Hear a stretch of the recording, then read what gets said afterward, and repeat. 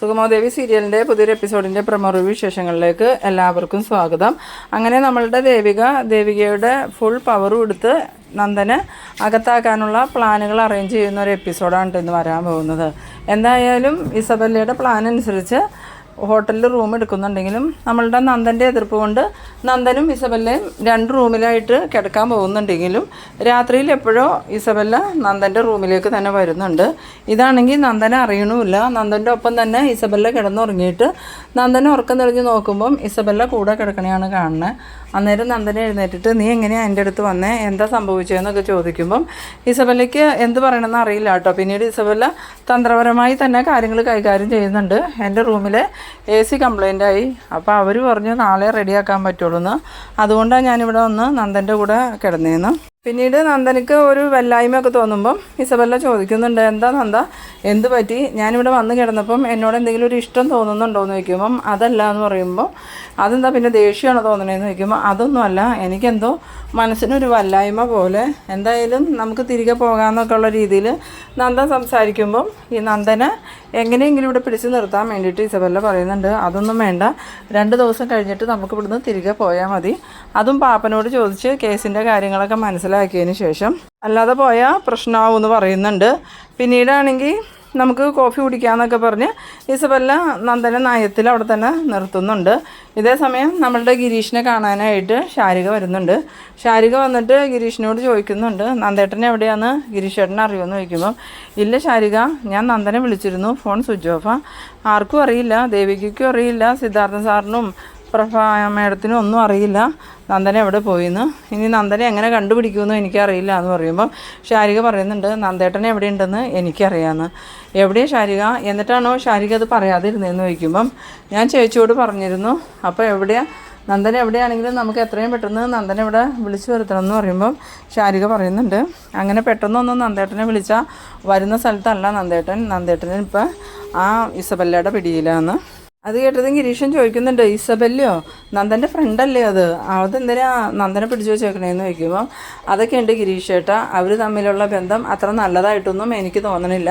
ഇന്നലെ മുതൽ നന്ദേട്ടൻ ഇസബല്ലയുടെ ഒപ്പമുണ്ട്, ദേവി ചേച്ചി വിളിച്ചിട്ടൊന്നും നന്ദേട്ടൻ ഫോൺ എടുത്തിട്ടില്ല. അതുപോലെ തന്നെ ഇസബല്ലേനെ ചേച്ചി വിളിച്ചിട്ട് നന്ദേട്ടന് ഫോൺ കൊടുക്കാൻ പറഞ്ഞിട്ട് ഇസബല്ല ഫോൺ കൊടുത്തുമില്ല, നന്ദേട്ടൻ കൂടെ ഇല്ല എന്ന് തന്നെയാണ് പറഞ്ഞത്.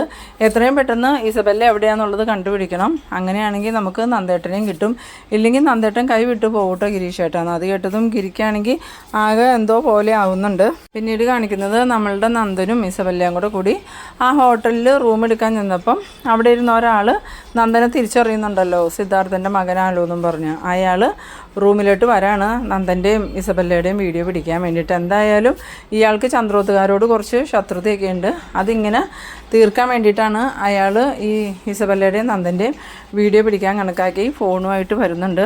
അങ്ങനെ നന്ദനും ഇസബല്ലയും താമസിക്കുന്ന ആ റൂമിൽ വെളിയിൽ വന്ന് നിൽക്കുന്നുണ്ട്. പിന്നീട് അയാൾ എന്തായാലും ഡോറിൽ മുട്ടി നോക്കാമെന്നും പറഞ്ഞിങ്ങനെ ഡോറിൽ മുട്ടുന്നുണ്ട്. ഇതേ സമയം നന്ദനും ഇസബല്ലയും റൂമിനകത്തുണ്ട്. ഇസബല്ല നന്ദനോട് പറയുന്നുണ്ട്, അതാരാ നന്ദ, ആരെ വന്ന് വിളിക്കണം, ഇനി പോലീസ് എങ്ങാനും ആയിരിക്കും എല്ലാന്ന് ചോദിക്കുമ്പോൾ പോലീസൊന്നും അങ്ങനെ വരാൻ സാധ്യതയില്ല, അങ്ങനെ എന്തെങ്കിലും നീക്കമുണ്ടെങ്കിൽ പാപ്പൻ വിളിച്ച് പറഞ്ഞേനെ, എന്തായാലും നീ ചെന്ന് ഡോറ് തുറക്കുമെന്ന് പറയണു. അങ്ങനെ നന്ദൻ ചെന്ന് ഡോറ് തുറന്നതും കാണുന്ന ഇയാളെയാണ്. ആ സമയത്ത് അയാളോട് നന്ദൻ ചോദിക്കുന്നുണ്ട്, നിങ്ങൾ ആരാ, എന്തിനാ വന്നതെന്ന് ചോദിക്കുമ്പം ഞാൻ നിങ്ങളെ ഒന്ന് കാണാൻ വന്നതാണെന്ന് പറഞ്ഞ് ഇയാൾ ആ മൊബൈൽ ഇവരുടെ നേരെ പിടിക്കുന്നുണ്ട്. ആ സമയത്ത് ഇവർക്ക് മനസ്സിലാവുന്നില്ല ഇയാൾ റെക്കോർഡ് ചെയ്യണേന്ന്. അന്നേരം നിങ്ങളെന്തിനാ എന്നെ കാണണേന്ന് ചോദിക്കുമ്പം നീ ആ സിദ്ധാർത്ഥൻ ചന്ദ്രോത്തിൻ്റെ മകനല്ലേ എന്ന് ചോദിക്കുന്നു. അത് കേട്ടതും നന്ദനാണെങ്കിൽ ആകെ ഞെട്ടിപ്പോകുന്നുണ്ട്. അതുപോലെ തന്നെ നന്ദൻ്റെ മുഖത്ത് നല്ല പരിഭ്രമവും പരവേഷവും ഒക്കെ കാണുന്നുണ്ട്. ആ സമയം ഇസബല്ലയും എഴുന്നേറ്റ് ഇവരുടെ അടുത്തേക്ക് വരുന്നുണ്ട്. എന്നിട്ട് നിങ്ങൾ ആരാ, നിങ്ങൾക്ക് എന്താ വേണ്ടേ എന്നൊക്കെ ചോദിച്ച് ദേഷ്യപ്പെടുമ്പം അയാൾ പറയുന്നുണ്ട്, അത് വേറൊന്നുമല്ല, ഞാൻ നന്ദനെ ഇങ്ങോട്ട് വരണ കണ്ടിട്ട് നന്ദൻ തന്നെയാണെന്ന് അറിയാൻ വേണ്ടിയിട്ട് വന്നേ, എന്തായാലും ആളെ എനിക്ക് ഉറപ്പായിട്ട് മനസ്സിലായി, ഞാൻ പോകാമെന്നും പറഞ്ഞ് അയാൾ അങ്ങോട്ട് പോകുന്നുണ്ട്. ആ സമയത്ത് അയാൾ ഫോണിൽ വീഡിയോ പിടിച്ചതൊന്നും നന്ദനോ ഇസബല്ലയോ അറിയുന്നില്ല. പിന്നീട് കാണിക്കുന്നത് നമ്മളുടെ ദേവികേനെയാണ്. ദേവികയാണെങ്കിൽ ആകെ വിഷമിച്ചിരിക്കുന്ന സമയത്ത് സിദ്ധാർത്ഥൻ വന്നിട്ട് ചോദിക്കുന്നുണ്ട്, മോളെ നന്ദൻ എവിടെയാണെന്ന് വലിയ പിടിയും കിട്ടിയെന്ന് ചോദിക്കുമ്പം ഇല്ല അച്ഛാ, ഇസബല്ലയുടെ കൂടെ ഉണ്ടെന്ന് മാത്രമേ അറിയുള്ളൂ, അവരിപ്പോൾ എവിടെയാണ് ഉള്ളതെന്ന് അറിയില്ല, എന്തായാലും ഞാൻ പോലീസിൽ വിളിച്ച് കംപ്ലയിൻറ്റ് ചെയ്തിട്ടുണ്ട്, പോലീസുകാർ എന്നെ കണ്ടുപിടിക്കട്ടെ എന്ന്. ആ സമയത്ത് സിദ്ധാർത്ഥൻ പറയുന്നുണ്ട്, എന്തായാലും DYSP കുരുവിള ആ ഇസബല്ലയുടെ പാപ്പനല്ലേ, അതുകൊണ്ട് തന്നെ അയാളിത് കണ്ടുപിടിക്കുമെന്ന് ചോദിക്കുമ്പം അയാൾ കണ്ടുപിടിക്കണം, അല്ലാതെ ഞാൻ സമ്മതിക്കില്ല. എന്തായാലും ഞാൻ അയാളെ ഒന്ന് വിളിച്ചു നോക്കട്ടെ എന്നും പറഞ്ഞുകൊണ്ട് ഫോണെടുത്ത് ദേവിക ഈ കുരുവിളയ്ക്ക് വിളിക്കുന്നുണ്ട്. കുരുവിള ഫോൺ എടുത്തതും എന്താ മേഡം ചോദിക്കുമ്പോൾ ഞാൻ നിങ്ങളോടൊരു കാര്യം പറഞ്ഞായിരുന്നു, ആ കാര്യത്തിൽ ഇതുവരെയും ഒരു തീരുമാനം ഉണ്ടായില്ല, എത്രയും പെട്ടെന്ന് നിങ്ങൾ നന്ദനെ കണ്ടുപിടിക്കണം. അന്നേരം കുരുവിള പറയുന്നുണ്ട്, ഞാൻ എവിടെ പോയി കണ്ടുപിടിക്കാനാണ് മേഡം ചോദിക്കുമ്പം എവിടെ പോയാലും വേണ്ടില്ല, എനിക്ക് നന്ദനെ കിട്ടിയിരിക്കണം. അതുമാത്രമല്ല, നിങ്ങൾ ഈ കേസ് അന്വേഷിക്കാൻ താല്പര്യം കാണിച്ചില്ലെങ്കിൽ നിങ്ങളെ ഞാൻ DGPനോട് പറഞ്ഞ് സസ്പെൻഡ് ചെയ്യിക്കും. പിന്നെ നിങ്ങൾ ശമ്പളം മേടിക്കണേന് ജോലി ചെയ്യാതിരിക്കാമെന്നൊന്നും വിചാരിക്കണ്ട. ശമ്പളം മേടിക്കുന്നുണ്ടെങ്കിൽ അതിനുള്ള ജോലിയും ചെയ്യണം. എത്രയും പെട്ടെന്ന് നന്ദനെ കസ്റ്റഡിയിലെടുത്ത് ചോദ്യം ചെയ്യണം. എനിക്ക് ആ ഫയൽ എൻ്റെ കൈ കിട്ടുകയും ചെയ്യണമെന്ന് പറയുമ്പം ശരി മേഡം, ഞാൻ എത്രയും പെട്ടെന്ന് നന്ദനെ കണ്ടുപിടിക്കാമെന്നും പറഞ്ഞുകൊണ്ട് ഈ കുരുവിള ഫോൺ വയ്ക്കുന്നുണ്ട്. ഫോൺ വെച്ചിട്ട് വേഗം തന്നെ ഇത് ബെല്ലയെ വിളിച്ച് പറയാമെന്നും പറഞ്ഞുകൊണ്ട് അയാൾ ഫോൺ എടുത്ത് ഇസബല്ലേക്ക് വിളിക്കുന്നുണ്ട്. ഈ സമയത്താണെങ്കിൽ ഇസബല്ലയും നന്ദനും ആകെ കൺഫ്യൂഷനിൽ നിൽക്കുകയാണ്.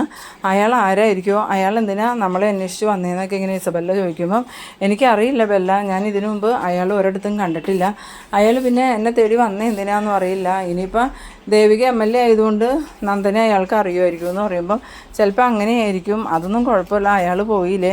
ഇനിയിപ്പോൾ ഇയാൾ പറഞ്ഞ് വീട്ടിലാരെങ്കിലും ഈ വിവരം അറിയുമല്ല എന്ന് ചോദിക്കുമ്പം എന്താ നീ എന്തിനാ ഇങ്ങനെ കിടന്ന് പേടിക്കണേ, നിനക്ക് ഇത്രയും പേടിയാണോ, നീ ഒരാണല്ലേ, ഒന്നുമില്ലെങ്കിലും ഞാൻ നിൻ്റെ കൂടെ ഇല്ലേ, നിന്നെ ആരും ഉപേക്ഷിച്ചാലും ഞാൻ ഉപേക്ഷിക്കില്ല, ആ ഒരു ധൈര്യം നിനക്കില്ലേ, എന്തിനാ നീ ഇങ്ങനെ പേടിക്കണേ, ധൈര്യമായിട്ടിരിക്കുന്നൊക്കെ പറഞ്ഞ് ഇസബല്ല നന്ദനെ സമാധാനിപ്പിക്കുന്നുണ്ട്. ഈ സമയത്താണ് ഇസബല്ലയുടെ ഫോൺ ബെല്ലടിക്കുന്നത്.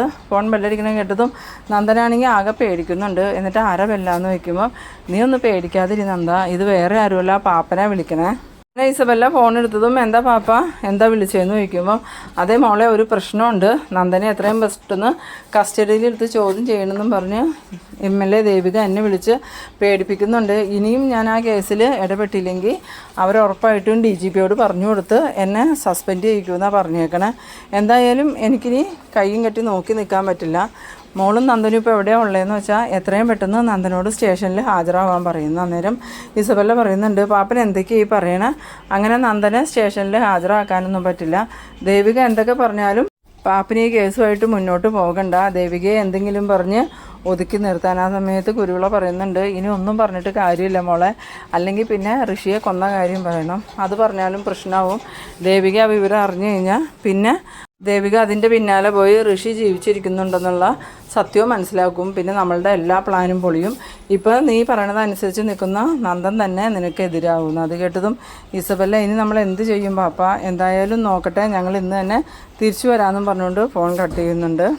ഇതേസമയം നമ്മളുടെ നന്ദൻ ഇസബല്ല സംസാരിക്കുന്നതൊക്കെ കേട്ടിട്ട് ആകെ പേടിച്ചിരിക്കുകയാണ്. എന്നിട്ട് നന്ദൻ ഇസബല്ലയോട് ചോദിക്കുന്നുണ്ട്, പാപ്പൻ എന്താ ബെല്ല പറഞ്ഞതെന്ന് ചോദിക്കുമ്പോൾ അത് വേറൊന്നുമല്ല, ദേവിക പാപ്പനെ ഭീഷണിപ്പെടുത്തിക്കൊണ്ടിരിക്കുക, എത്രയും പെട്ടെന്ന് നന്ദനെ കസ്റ്റഡിയിലെടുത്ത് ചോദ്യം ചെയ്യണമെന്ന് തന്നെയാണ് ദേവിക പറയണേ, ഇല്ലെങ്കിൽ പാപ്പൻ്റെ ജോലി കളയിക്കുമെന്നും പറഞ്ഞ് അവൾ പാപ്പനെ ഭീഷണിപ്പെടുത്തുമെന്ന്. നേരം നന്ദൻ പറയുന്നുണ്ട്, ഈ ദേവി എന്തിനാ ഇങ്ങനെ കാണിക്കണേ, എൻ്റെ അവസ്ഥ എന്താ ദേവി മനസ്സിലാക്കാത്തതെന്നൊക്കെ പറഞ്ഞുകൊണ്ടിരിക്കുന്നുണ്ട്.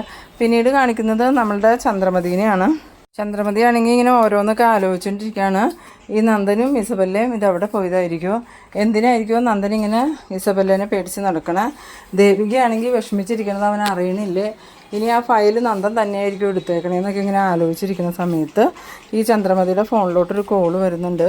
കോൾ വന്നതും ഇതാരാ വിളിക്കണേന്നൊക്കെ ഓർത്തുകൊണ്ട് ചന്ദ്രമതി കോൾ അറ്റൻഡ് ചെയ്ത് ഹലോ എന്ന് പറഞ്ഞതും ഇത് ചന്ദ്രമതി മേഡം അല്ലേ എന്ന് ചോദിക്കണു. അന്നേരം ചന്ദ്രമതി അതെ, നിങ്ങൾ ആരാന്ന് ചോദിക്കുമ്പം അതൊക്കെ ഞാൻ പറയാം, തൽക്കാലം ഞാൻ മേഡത്തിൻ്റെ ഫോണിലേക്ക് ഒരു വീഡിയോ അയച്ചിട്ടുണ്ട്, അത് മേഡം ഒന്ന് കണ്ടു നോക്ക്, എന്തായാലും അത് AI വീഡിയോ ഒന്നുമല്ല, ഒറിജിനൽ വീഡിയോ തന്നെ, അത് മേഡത്തിന് കാണുമ്പോൾ മനസ്സിലാവും, എന്നിട്ട് ബാക്കി എന്ത് വേണമെന്ന് ഞാൻ പറയാമെന്ന് പറയുമ്പം ചന്ദ്രമതി ചോദിക്കുന്നുണ്ട്, നിങ്ങൾ എന്ത് വീഡിയോ അയച്ചു എന്ന് പറയണേന്ന് ചോദിക്കുമ്പം അതൊക്കെ ഉണ്ട് മേഡം, തൽക്കാലം ആ വീഡിയോ ഇന്ന് കണ്ടു നോക്കുമെന്ന് പറയുന്നു. അങ്ങനെ ഈ ചന്ദ്രമതി ആണെങ്കിൽ ഫോൺ കട്ട് ചെയ്യാതെ തന്നെ ആ ഒരു വീഡിയോ കാണുന്നുണ്ട്. വീഡിയോ കണ്ടതും ചന്ദ്രമതി ആകെ ഞെട്ടിപ്പോകുന്നുണ്ട്.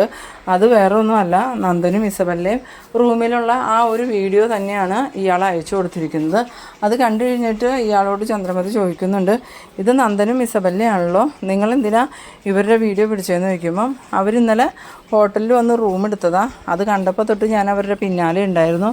അവരുടെ പെരുമാറ്റം അത്ര പന്തിയായിട്ട് തോന്നിയില്ല. എന്തായാലും ആ നന്ദൻ ദേവിക MLAയുടെ ഭർത്താവല്ലേ. ദേവികയെ കൂടാതെ അവർ ഒന്ന് റൂം എടുത്തപ്പോൾ തന്നെ എനിക്കൊരു സംശയം തോന്നി. പിന്നീട് ഞാൻ നോക്കിയപ്പം അവർ ഒരു റൂമിൽ തന്നെയാണെന്ന് മനസ്സിലായതും ഞാൻ അവരുടെ കള്ളത്തരം വെളിയിൽ കൊണ്ടുവരാൻ വേണ്ടിയിട്ടാണ് ഈ ഒരു വീഡിയോ എടുത്ത് മേഡത്തിൻ്റെ ഫോണിലേക്ക് ഇട്ട് തന്നത്. ഇനി എന്ത് വേണമെന്ന് മേഡം തീരുമാനിച്ചോളാം. അത് കേട്ടതും ചന്ദ്രമതി ഇനി എന്താ വേണ്ടതെന്ന് എനിക്കറിയാമെന്നും പറഞ്ഞ് ഫോൺ കട്ട് ചെയ്തിട്ട് നേരെ ചന്ദ്രോത്തേക്ക് പോകുന്നുണ്ട്. ചന്ദ്രോത്ത് ചെന്ന് ഇറങ്ങിയതും പ്രഭാവതി വന്നിട്ട് ആ ചന്ദ്രമതിയോ എത്ര ദിവസമായി ചന്ദ്രമതി നിന്നെ ഇങ്ങോട്ടൊക്കെ കണ്ടിട്ടെന്ന് പറയുമ്പോൾ എന്നെ കാണാത്ത കുഴപ്പമാണോ ഇപ്പോൾ പ്രഭാവതിക്കുള്ളത്? എന്തായാലും നന്ദൻ ഇപ്പോൾ എവിടെയാണെന്ന് ചോദിക്കണം. അത് കേട്ടതും പ്രഭാവതിയാണെങ്കിൽ ആകെ ഞെട്ടിപ്പോകുന്നുണ്ട്. നന്ദൻ ഇവിടെ ഇല്ല ചന്ദ്രമതി, എവിടെ പോയതാന്ന് ചോദിക്കുമ്പം അതൊന്നും എനിക്കറിയില്ല എന്ന് പറഞ്ഞു. ആ സമയത്ത് പ്രഭാവതിയോട് ചന്ദ്രമതി പറയുന്നുണ്ട് എനിക്കറിയാം നന്ദൻ എവിടെയാന്ന്. നന്ദനിപ്പോൾ ഇസബല്ലയുടെ കൂടെ ഹോട്ടലിലുണ്ടെന്ന്. അത് കേട്ടതും പ്രഭാവതിയാണെങ്കിൽ ഇങ്ങനെ ആകെ ഷോക്കായി നിൽക്കുന്ന സമയത്ത് ചന്ദ്രമതി ആ ഒരു വീഡിയോ എടുത്ത് പ്രഭാവതിയെ കാണിച്ചു കൊടുക്കുന്നുണ്ട്. അത് കണ്ടതും പ്രഭാവതിക്ക് മനസ്സിലാവുന്നുണ്ട് ഇസബല്ല മനഃപൂർവ്വം നന്ദനെ കൊടുക്കണതാണ്. അങ്ങനെ ഇത് കണ്ട ആകെ തകർന്ന് പ്രഭാവതി നിൽക്കുന്ന ആ ഒരു സീനിലാണ് ഈ എപ്പിസോഡ് അവസാനിക്കുന്നത്.